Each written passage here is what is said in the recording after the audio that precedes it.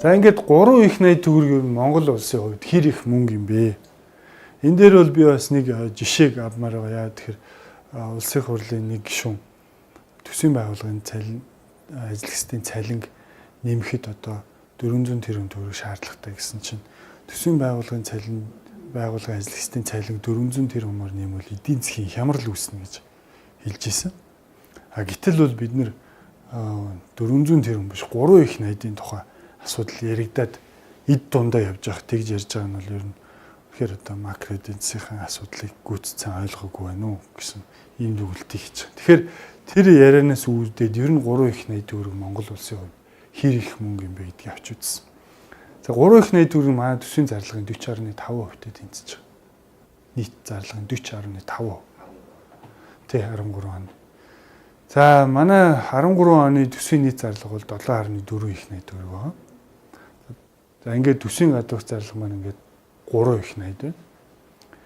Энийг ингээд энэ 3 их 80-ыг одоо ялангуяа 1.5 тэрбум долларын тэр Чингис бонд бол засгийн газрын бонд гэж үзэж байгаа. Засгийн газрын бонд, хөгжлийн банкны бонд хоёр хуулийн нэр томьёо тодорхойлолтоор шал хоёр өөр ойлголт.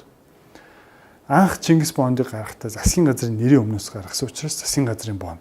Засгийн газрын бонд юм бол төсөвт заавал суух ёстой. Хуулийн шаардлагаар. Хөгжлийн банк бол хөгжлийн банкны тухай хуулиар зохицуулагддаг. Хөгжлийн банкны зорилтоор гаргасан бонд төсөвт суухгүй байх боломжтой. Хуульчилж өгсөн зориулт нь тэр.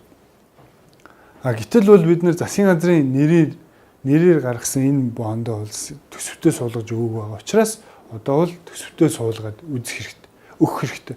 Төсөвтөө суулгаад үзэх юм бол манай төсвийн нийт алдагдал 23% хүрч байгаа. Дотоодын нийт бүтээгдэхүүний. Энэ бол одоо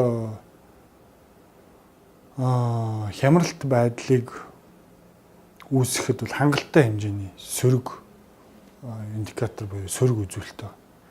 Ингээд төсвийн алдагдал 23% хүрэх ёстой байдал ингээ 23% гаргаагүй шалтгаан эрх баригчид төсвийн гүйцэтгэлийг хуульд нийцүүлж гаргаагүй, үнэн зөв гаргаагүйтэй л холбоотой. Өөрөлдөл Чингис бонд, засгийн газрын бонд учраас их үүсвэр болон зарцуулалт нь улсын нэгдсэн тусах ёстой. Гэтэл тусгаагүй байгаа нь олон хуулийг зөрчиж байгаа.